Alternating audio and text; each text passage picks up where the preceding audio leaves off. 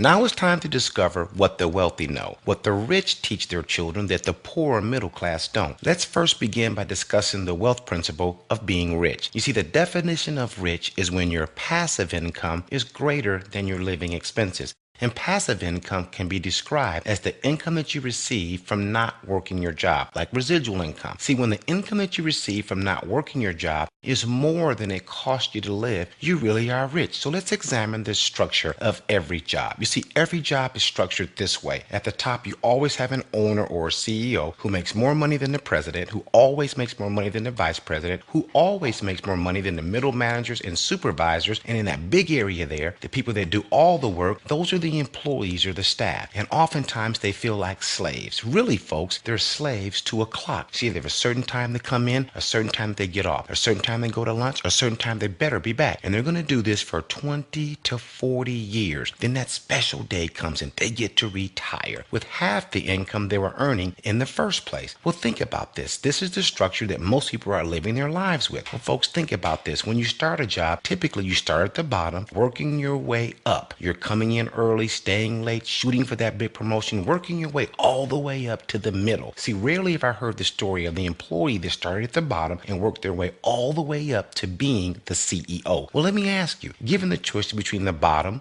the middle, or the top, which one would you rather be? Which one do you think makes the most money? Obviously, it's the CEO that makes the most money because that CEO gets paid off of other people's efforts. You see, the CEO is the only one in this structure that has leverage. See, this CEO gets paid off of the production of every other employee. Folks, that's the definition of leverage, working less while earning more. So let's examine the income structure for every situation that seems to fall in four separate categories that we call the cash flow quadrant. The first category we're going to talk about is the E quadrant. This means you're an employee. Someone employs you. Well, what's wrong with that? Well, your income is automatically limited because it takes you to earn the income. You see, there's only one of you and there's only 24 hours in a day. So automatically your income is limited. Then you have the S quadrant. These are your specialists, your lawyers, doctors, electricians, plumbers. Typically, they make more than the average employee, but their income depends on them doing the work. You see, if a lawyer's not practicing law, if a doctor's not doctoring, if a plumber's not plumbing, they're not earning any income. They typically complain about how much they work, even though they earn more than the average employee. Still, only one of them and only 24 hours in a day. Then you have the richest quadrant in the world. This is the B quadrant, the big business quadrant. The reason this is the richest quadrant in the world is these people get paid off of other people's effort. This is the quadrant that Oprah Winfrey's in there. Bill Gates is in there. The richest quadrant in the world is the B quadrant, the big business quadrant. Then you have the I quadrant. I stands for investor. Well, what works for investors?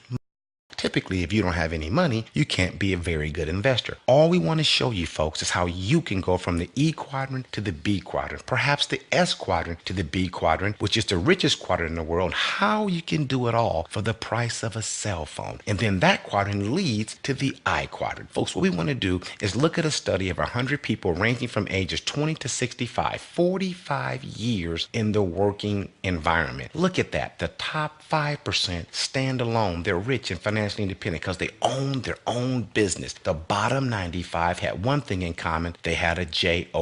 Folks, our choices determine our opportunities. Do you want to live or survive? You want to retire sooner or later? You want to live comfortable or uncomfortable? See, no more starting at the bottom and working your way to the top. Why not just start at the top? Be your own CEO that comes with leverage, folks. And remember, leverage is working less while earning more. John D. Rockefeller, multimillionaire, said, I would rather earn 1% of 100 other people's efforts than 100% of my own. Let's examine how most employees get paid. You see, the average employee works 8 hours a day, 5 days a week, which comes to 40 hours a week, 160 a month, and 1920 a year. Let's compare that if that same employee earned leverage off of 10 other people working the same amount. You go from earning off of 40 hours a week to earning off of 400 hours a week. But let's look at those same 10 people, built a team of 10 people, and compare what the average person working only earning income off their own production, getting paid off of the production of 100 people working only 1